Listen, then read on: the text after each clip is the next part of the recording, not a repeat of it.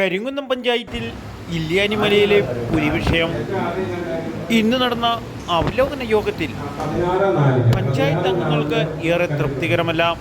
നിലവിലെ സർക്കാർ അംഗീകരിക്കുന്ന സംരക്ഷണ വലയം ജനങ്ങൾക്ക് ഒരുക്കിക്കൊണ്ട് പുലിയെ സംരക്ഷിക്കാനാണ് വനംവകുപ്പ് ഉദ്യോഗസ്ഥരുടെ നടപടിക്രമങ്ങൾ എന്ന് പഞ്ചായത്ത് പ്രസിഡന്റ് തൂഫാൻ ജോസ്, സ്ഥല MLA-യും മുൻ MP-യും പങ്കെടുത്ത ഈ യോഗത്തിൽ ഏറ്റവും കൂടുതൽ അതിഭീകരമായ ഗുഹകളുള്ള ഇല്യാനിമലയിൽ ഗുഹയ്ക്കുള്ളിൽ നിന്ന് പുലിയെ തുരുത്തി ഓടിക്കാനുള്ള ഒരു നടപടിക്രമങ്ങളും ഉണ്ടായിട്ടില്ല.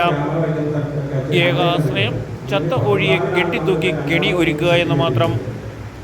ഇല്യാനിമലയിൽ ഭീകരാവസ്ഥ നേരിട്ട് കണ്ടറിഞ്ഞ നാട്ടുരാജ്യം ജനങ്ങളെ മനഃപൂർവ്വം മലയിൽ കുടിവെള്ളം എത്തിക്കാതെയും തീയിട്ടും പുലിയുടെ ഭീകരാവസ്ഥ ജനങ്ങളെ ഒഴിപ്പിക്കാനുള്ള നടപടിക്രമങ്ങളാണോ പഞ്ചായത്ത് എന്നതിന് പഞ്ചായത്ത് പ്രസിഡന്റിന്റെ മറുപടി ഇങ്ങനെയായിരുന്നു.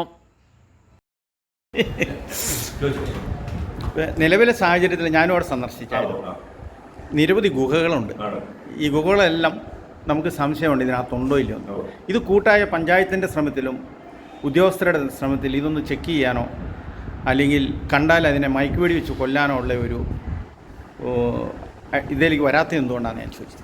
അത് മയക്കുവെടി വെച്ച് കൊല്ലാനോ മയക്കുവെടി വെച്ച് പിടിക്കാനോ ഉള്ള അധികാരം പഞ്ചായത്തിനില്ല. പഞ്ചായത്തല്ല, സർക്കാർ തലത്തിൽ സർക്കാർ. രണ്ടാമത്തെ കാര്യം, ഈ പുക അടയ്ക്കാനോ കണ്ടുപിടിക്കാനോ ഇൻസ്പെക്ഷൻ നടത്താൻ പോലും ഇവർ സമ്മതിക്കില്ല. അതുകൊണ്ടാണോ ഞാൻ പറഞ്ഞു, ഇപ്പോൾ ഇവർ പറഞ്ഞേക്കുന്നത് പോലീസ് വന്ന് ആ പ്രദേശം പറഞ്ഞ് ആരും കൂടി കാരണം എന്നൊക്കെ പറഞ്ഞിട്ടുണ്ട്. ഞാൻ അതാണ് പറഞ്ഞത്. ആദ്യം ഒരു കോർഡിനേഷൻ്റെ കുറവുണ്ട്. പഞ്ചായത്തുമായിട്ട് ആലോചിച്ച് പഞ്ചായത്ത് മെമ്പർമാരും ഒക്കെ ആയിട്ട് ആലോചിച്ചിട്ട് നമ്മൾ അതുപോലെ തന്നെ വലിയ അപകടം ഇതല്ല പ്രശ്നം.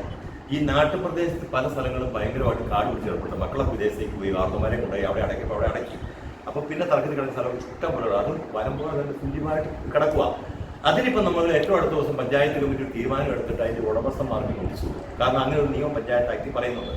ജനവാസ മേഖലകളിൽ കാട് പിടിച്ച് കിടക്കുന്ന വനം അതുപോലുള്ള ഉണ്ടെങ്കിൽ ആ വ്യക്തിക്ക് നോട്ടീസ് കൊടുത്ത് അത് വെട്ടിക്കണം എന്ന് പറയുന്നത്. അപ്പോൾ അത് ഞങ്ങൾ പ്രാതിനിധ്യമാക്കും. പഞ്ചായത്തിൻ്റെ ഒരു തീരുമാനം കൂടി എടുത്തിട്ട് അതാത് വ്യക്തികൾക്ക് നോട്ടീസ് കൊടുത്തിട്ട് ഇത്ര നാളിനുള്ളിൽ നിങ്ങളുടെ കാട് പിടിച്ചിരിക്കുന്ന വനം അല്ലെങ്കിൽ പ്രദേശം തെളിച്ചെന്ന് പറയും. അതാണ് നമുക്കുള്ള അധികാരം എന്ന് പറയുന്നത്. ബാക്കി പറയുന്ന പോലെ ഈ മയക്കുവെടി കാര്യങ്ങളൊക്കെ അങ്ങ് സർക്കാർ തലത്തിലും CCF തലത്തിലും ഒക്കെ എടുക്കേണ്ട തീരുമാനമാണ്. അതിലൊക്കെ ഇപ്പോൾ നമ്മുടെ അടുത്ത പഞ്ചായത്ത് അതാണ് ഞാൻ പറഞ്ഞത്. ഇത് വ്യക്തമായതിനു ശേഷമെങ്കിലും പഞ്ചായത്തുമായിട്ട് എന്തെങ്കിലും പഞ്ചായത്തോട് റെസൊല്യൂഷൻ എടുക്കുകയും അത് നമ്മളെ സംബന്ധിച്ചിടത്തോളം പഞ്ചായത്ത് മെമ്പർമാർ PC കഴിഞ്ഞൊന്നുമില്ല, ആർക്കും പരാതി കൊടുക്കാം. അപ്പൊ ആ രീതിയിൽ നമുക്ക് CCF-ന് വരെ സാറേ ഇതാണെന്ന് ബോധ്യപ്പെടുത്തി. ഞാൻ പറഞ്ഞില്ല, ഞാൻ പറഞ്ഞതുപോലെ റേഞ്ചർക്ക് CCF-നോട് പറയാൻ പറ്റില്ല, അദ്ദേഹത്തെ DFO-ട് പറയാൻ പറ്റില്ല. താൻ എൻ്റെ കാര്യം നോക്കിയാൽ ഞാൻ പറഞ്ഞ കേട്ടാമെന്ന് പറയും. അപ്പൊ ആ രീതിയിൽ അവർക്കൊരു പരിമിതികളുണ്ട്. അപ്പൊ ഗുഹകളുടെ കാര്യം ഞാൻ പറഞ്ഞപ്പോൾ അത് തെന്നി ഒഴിഞ്ഞു മാറുകയത്. അതാണ് ഗുഹയിൽ ഇപ്പൊ ചെന്ന് സ്മെല്ലുണ്ട്. എനിക്ക് സംശയം ഉണ്ടായിരുന്നു. താമസിക്കുന്നതിന് സ്മെല്ലുണ്ടാവുള്ളൂ.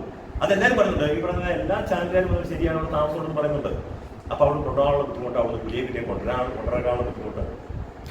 പിന്നെ ഒരു സംശയം, അത് ഏക്കർ കണക്ക് കത്തിച്ചിട്ട് പോയി മല. ഇത് മനഃപൂർവ്വം കത്തിച്ചതാണോ? അതിനെപ്പറ്റി നമ്മുടെ ഈ പഞ്ചായത്തിന്റെ അടിസ്ഥാനത്തിലുള്ള അന്വേഷണം ഉണ്ടാകാൻ സാധ്യതയുണ്ടോ? അതായത് തുടക്കത്തില് ഞങ്ങൾ പഞ്ചായത്ത് മെമ്പർമാരാണ് ആദ്യം ചേർന്നത്. അവിടെ ചെറിയ കാര്യം നമ്മൾ കണ്ടുപിടിച്ചാൽ അവിടെ ഒരു മന്ദബുദ്ധി, അതായത് മാനസികമുള്ള ഒരു അമ്മയും താമസമാണ്. സത്യത്തിൽ ഞങ്ങൾ അന്ന് കണ്ടത് എന്താണെന്ന് വെച്ച് കഴിഞ്ഞാൽ ആ കൊച്ചല്ല വർഷം മാനസികരോഗിയാണ്. അവരെ ഇപ്പം നമ്മളോട് മുതൽപ്പെടുത്താക്കിയിട്ടുണ്ട്. അവർ മെറ്റ അടിച്ചു കൂട്ടി തീരും. അവിടെ നിന്നാണ് ഇതിന് തുടക്കമെന്നാണ് ഞങ്ങൾക്ക് അന്ന് കാണാൻ കഴിയും. ഞങ്ങളന്ന് കണ്ടത് പറഞ്ഞു. പിന്നെ ആ മലയുടെ പ്രത്യേകത അനുസരിച്ച് തീ പടർന്നാൽ എത്ര നമുക്ക് കെടുത്താൻ പറ്റില്ല. കാരണം മലയുടെ പല ചെരിഞ്ഞ് കിടക്കുന്ന പാറപ്രദേശത്തേക്ക് നമുക്ക് ചെല്ലത്തില്ല.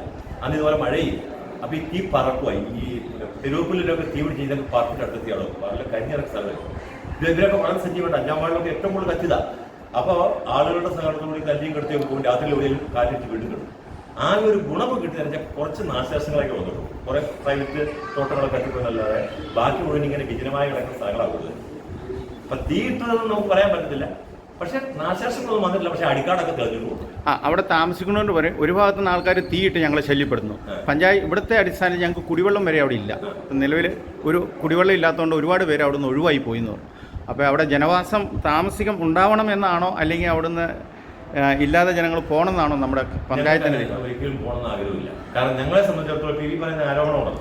ഒന്നാമത്തെ ആരോപണത്തെ ഞങ്ങൾ പറയുവാണ്, തീ ഇട്ടു എന്ന് പറഞ്ഞാൽ പഞ്ചായത്ത് മെമ്പർമാർ ഒന്നടങ്കം വാർഡ് പോലും നോക്കാതെ അവിടെ ചെന്ന് സഹകരിച്ച് രാവിലെ നിന്ന് കെടുത്തുക. തീയിട്ടോമിനെ കെട്ടാൻ പോകേണ്ട കാര്യമില്ല. ഞങ്ങൾ നാട്ടുകാരും അപ്രോച്ച് ചെയ്തു. അതിന്റെ ഉത്തരവാദമാണ്. ഞങ്ങൾ തീ ഇടുവാനോ തീയിടാൻ പ്രോത്സാഹിപ്പിച്ചുള്ള തന്നെയല്ല തീ കെടുത്താൻ ശ്രമിച്ചവരാ. പഞ്ചായത്ത് മെമ്പർമാരടക്കമുള്ള.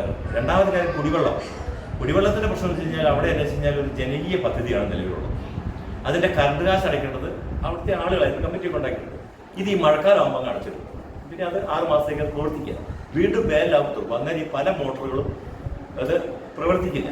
ഇപ്രാവശ്യം കൂടെ ഞങ്ങൾ കയ്യിൽ നിന്ന് പോലും കൊടുത്ത് 25,000 നമ്മുടെ ജലജീവൻ പദ്ധതി ഏത് മലയുടെ മുകളിൽ ജനവാസം കൊണ്ട് എത്തിക്കണമെന്നാലോ? അല്ല, അത് വരുന്നുണ്ട്. അത് ഈ പറയുന്ന പഞ്ചായത്തിന്റെ ഉയർന്ന മേഖലയൊക്കെ വരുന്നുണ്ട്. അതുകൊണ്ട് ഈ പ്രശ്നങ്ങളൊക്കെ തീരും. അവരെ അവിടെ എങ്ങനെയും പാർപ്പിക്കാനാണ് ഞങ്ങൾ ഉദ്ദേശിച്ചത്. ആ പടം കൊണ്ടുപോയി ഈ അമ്മയും മകളെയും ഞങ്ങളെ കൊണ്ടുപോയി കാരണം അവർക്ക് മാനസിക വൈകല്യം ഉള്ളതുകൊണ്ടും തന്നെ താമസിക്കുന്നതുകൊണ്ടും പല ബുദ്ധിമുട്ടുകൾ അവരെ കൊണ്ട് നാട്ടുകാർക്ക് ഉണ്ടായിട്ടുള്ള ചെയ്യില്ല. അപ്പം നിങ്ങളോട് തുണക്ക് പറയേണ്ട കാര്യമല്ലോ. മറ്റു തരത്തിൽ ആ വീട് നന്നാക്കാനായിട്ട് പൈസയും കൊടുത്തിനെ താമസിക്കാനായിട്ട് വീടിനെ കേസ് കൃതിയായി ബാക്കി സമർപ്പിക്കും. അപ്പം അതുകൊണ്ട് അവരവിടെ ഒച്ച ഉണ്ടാക്കിയാലും വേളം ഉണ്ടാക്കിയാൽ പോലും മനുഷ്യൻ ചെയ്യില്ല. ഞങ്ങൾ പഞ്ചായത്ത് മെമ്പർമാരെ ആദ്യം അവരെ എടുത്തുകൊണ്ടുവന്ന് ആശുപത്രിയിലാക്കി. അവർ പറഞ്ഞു ഞങ്ങൾ ഇതിനെ പഠന കേസ് കൃതിയാണ്. ഇനി ഏത് മാനസിക വൈകല്യം ഉണ്ടെങ്കിലും കോടതിയും പോലീസും അവർ പറഞ്ഞ് സ്ഥിതി വെച്ചുകൊണ്ടാണല്ലോ അവിടെ അകത്ത് പോയത്. സത്യാവസ്ഥകളിലേക്ക് ഞാൻ എനിക്കറിയില്ല. അല്ലാതെ ഒരാളെയും നമ്മളവിടെ മാറ്റിയിട്ടില്ല. ന്യൂസിന് വേണ്ടി ക്യാമറ റിപ്പോർട്ടിംഗ് കരിങ്കുന്നത്തു നിന്നും കെ വിജയൻ.